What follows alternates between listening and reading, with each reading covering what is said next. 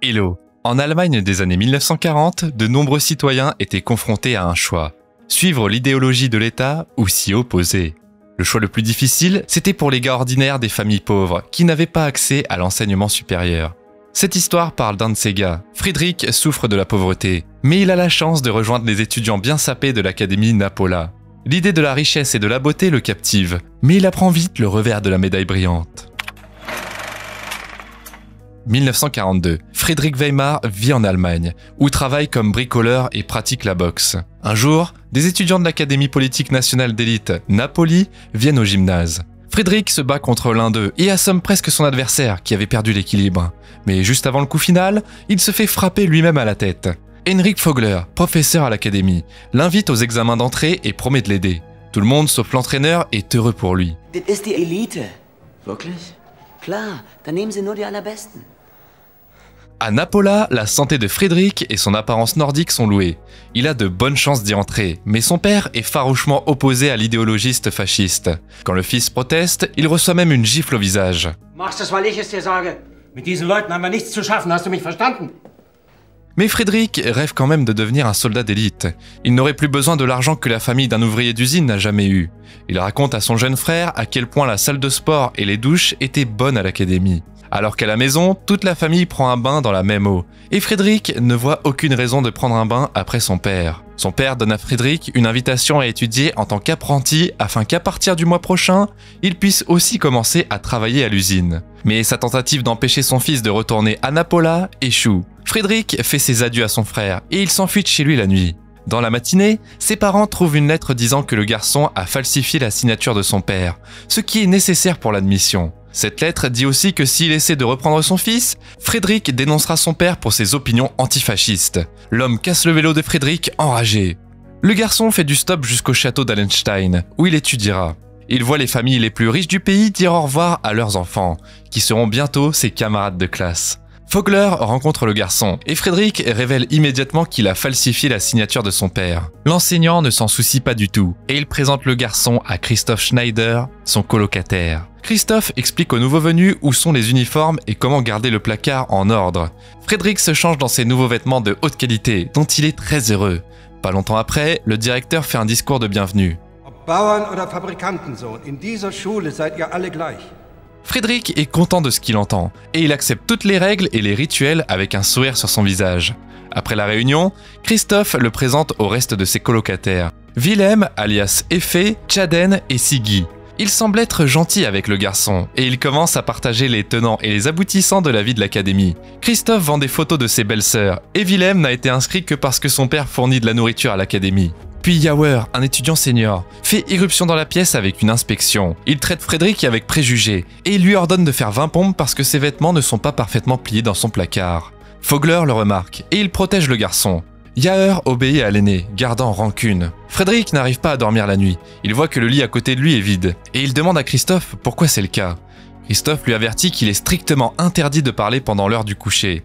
Le garçon va à la fenêtre, où il voit un autre étudiant, Albrecht Stein, arriver à l'académie. Lui et son père, Gauleiter Henrik Stein, sont accueillis par les plus hauts gradés de l'académie. C'est l'invité nocturne qui finit par prendre le dernier lit de la chambre. Le matin, Albrecht rencontre Friedrich et il l'aide à faire son lit pour se rendre aux exercices à temps. Les adolescents commencent à développer une amitié. L'entraînement physique est supervisé par Karl, un instructeur strict. Jauer l'informe que Siggy a encore mouillé son lit la nuit. Le garçon est forcé d'apporter un matelas et d'uriner dessus devant ses camarades de classe. Les autres sont obligés d'effectuer des exercices physiques lourds jusqu'à ce qu'ils y arrivent. Dans la salle de cours, les élèves apprennent l'idéologie nazie, interprétant de manière perverse la théorie de Darwin. L'entraînement militaire bat également son plein. À l'heure du déjeuner, un prêtre se promène dans les locaux, apportant aux enfants la nouvelle décevante de la mort de leurs proches. Les enseignants traitent leur chagrin avec sympathie et compréhension. Friedrich arrive pour sa première séance en tête-à-tête avec son entraîneur. Vogler est content, mais le garçon a encore beaucoup à apprendre. Vorne nur, wenn du im Vorteil bist. Dann aber so hart wie möglich und ohne Erbarmen, verstehst du? Diese Bereitschaft musst du haben. Il prépare son mentoré à de vrais combats, où il devra supprimer tout ce qui est humain en lui. Napola a souvent été championne de boxe parmi les académies, mais au cours des dernières années, le titre a été décerné à d'autres écoles. La prochaine compétition aura lieu en hiver. Quand Friedrich sort, il voit Siggy se faire intimider à nouveau. Maintenant, le garçon est forcé de se tenir au milieu de la cour avec un matelas sur la tête. Fogler lui assure que c'est la seule façon de guérir le garçon de son affliction. Bientôt, les étudiants reçoivent des colis de leur famille. Dans une lettre de sa mère, Frédéric apprend que son père a été contrôlé par la Gestapo et qu'il est maintenant obligé de travailler 2 fois plus. Son frère cadet a été envoyé à la campagne et s'y porte bien. Mais Albrecht est contrarié par quelque chose. Le garçon explique à son ami qu'il s'intéresse à la littérature et qu'il écrit des notes et des poèmes. Le garçon les envoie à ses parents et il parle toujours bien de son talent. Mais cette fois, il a mis des poils entre les pages, qui tomberaient si elles étaient retournées au moins une fois. Presque tous les poils sont restés à leur place. Frédéric veut soutenir son camarade et il promet de lire ses écrits et de donner son avis honnête. En réponse, Albrecht invite son ami à sortir, où il lui montre une fenêtre par laquelle il peut regarder les servantes du château. Il profite à tour de rôle de la vue et passe inaperçu. Les prochains mois se passent très bien. Frédéric a même la chance de piloter un planeur. Il aime suivre des cours avec son nouvel ami, dont il aime les essais. Frédéric fait l'éloge de l'écrivain en herbe. Ses progrès en boxe sont également excellents. Lors d'une séance d'entraînement, l'étudiant frappe même l'entraîneur avec un coup de poing à la mâchoire. C'est le premier combat de Frédéric. Malgré les sales tours de son adversaire, le garçon contre-attaque et force le combattant à s'appuyer sur les cordes. Mais la victoire ne compte que lorsque l'adversaire est assommé, et Frédéric se souvient des mots de son entraîneur. Il achève impitoyablement son adversaire, qui ne peut plus se défendre. L'ensemble de l'échelon supérieur de l'académie, avec le directeur à la tête, est présent, et il félicite le gagnant. Frédéric est ravi, et un peu plus tard, il est approché par Albrecht, qui croit que son dernier coup de poing était inutile. Frédéric justifie ses actions en disant que son adversaire aurait fait exactement la même chose, mais Albrecht, déçu par la cruauté de son camarade, s'en va.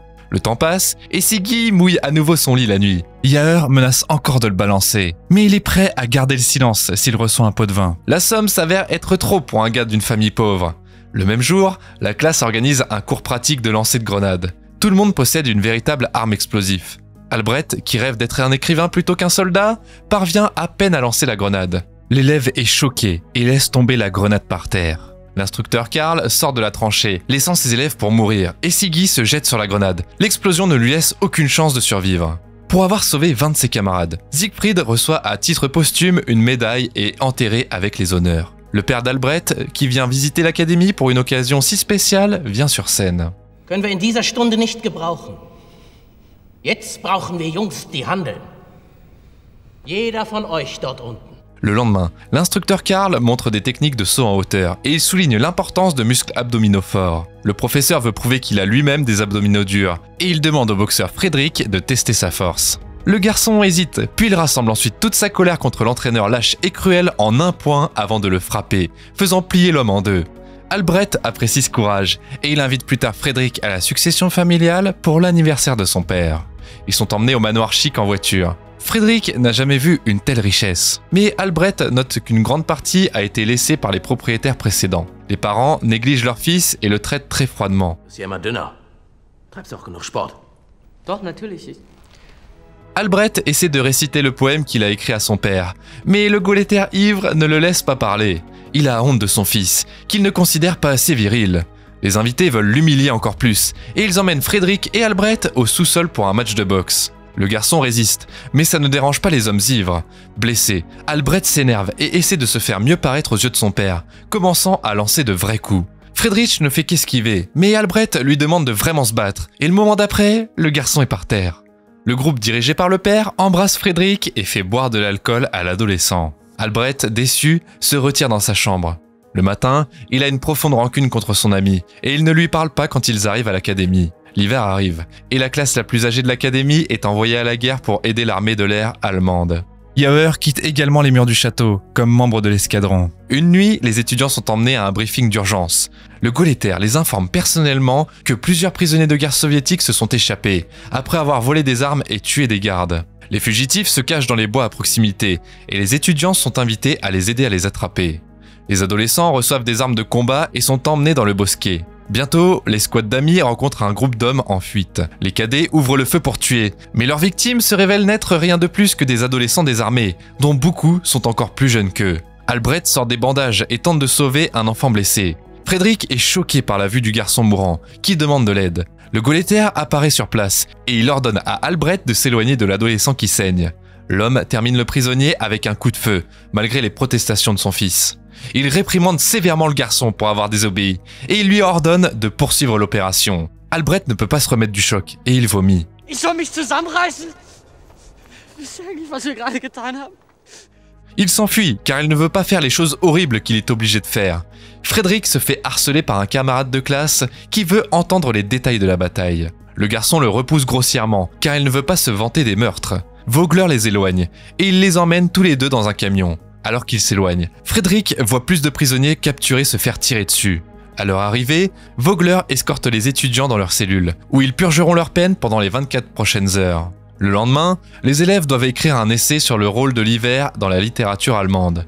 À la fin du cours, Albrecht est appelé au tableau noir. Il décrit les sentiments magiques que les enfants ont sur la première neige, et à quel point ils anticipent les vacances de Noël. Puis il commence à parler des événements de la nuit dernière. Il pensait qu'ils allaient dans les bois sombres comme des héros de contes de fées pour libérer le monde du mal, alors qu'en fait, ce n'était pas du tout le cas. Doch als wir zurückkamen, da war mir klar geworden, dass ich selbst Teil des Bösen bin, vor dem ich die Welt immer bewahren wollte. Il déclare que c'est une honte de tirer sur des prisonniers, en particulier des enfants, puis il révèle la tromperie de son père, qui lui a dit que les fugitifs étaient armés. Vogler interrompt le discours du rebelle et l'escorte hors de la salle. Heinrich Stein est convoqué à l'académie et il rencontre son fils seul dans le bureau du directeur. Le père exige que le garçon réécrive son essai, décrivant cette fois les événements plus honnêtement. Le garçon se fera envoyer en première ligne sinon. Albrecht répond qu'il n'écrira pas autre chose. Il n'a tout simplement pas d'autres mots pour ce qui s'est passé. Ich kann keinen Aufsatz schreiben. Was ich geschrieben habe, das habe ich auch so gemeint. Frédéric est libéré de sa cellule et il apprend ce que son ami a fait. Il le retrouve dans les toilettes, où Albrecht explique qu'il est à 2 doigts de se faire expulser. Frédéric ne comprend pas pourquoi son ami ne veut pas juste écrire ce qui est nécessaire pour rectifier la situation. Albrecht répond qu'il n'a aucun regret de ce qu'il a fait et que c'était la seule façon pour lui de retrouver sa tranquillité d'esprit. Frédéric accuse le garçon d'être égoïste et il le pousse. Ils se battent, mais ce combat se termine rapidement par un câlin et des larmes de chagrin. Lors de la prochaine formation, les cadets sont forcés de plonger dans un lac gelé. Les cadets hésitent devant une tâche aussi dangereuse et Karl appelle Christophe en premier. Le gars plonge sous l'eau et tire la corde sous la glace. Frédéric parvient également à accomplir la tâche. Albrecht est le 3e à être appelé. Il suit la corde, mais s'arrête à mi-chemin. Frédéric se rend compte de ce qui se passe et, dans la panique, tente de briser la glace. Albrecht dit au revoir à son ami à travers la surface gelée du lac et part au fond. Frédéric tombe dans la neige, dans un accès de désespoir. Il se fait escorter dans sa chambre, où il n'arrive toujours pas à se reprendre. Et il saccage le casier de son ami décédé. Les parents d'Albrecht reçoivent la nouvelle de sa mort. Henrik nie son rôle dans le destin de leur fils.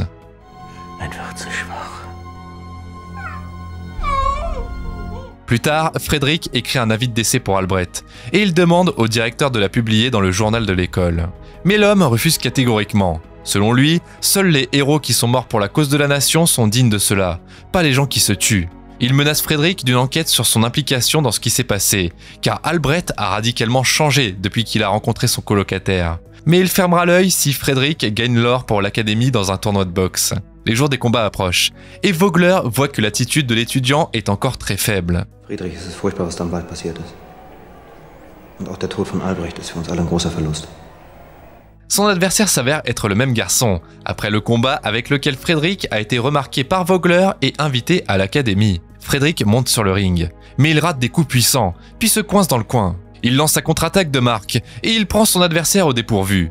Alors que l'arbitre compte les secondes pour le knockdown, le gars regarde autour de lui et voit une foule de hauts responsables de l'académie applaudir. Mais cette fois, il n'est pas satisfait. Il a appris à connaître chacune de ces personnes, et il ne cherche plus leur approbation. La goutte d'eau qui fait déborder le vase, c'est le sourire du Gauleiter, qui a si vite oublié son propre fils.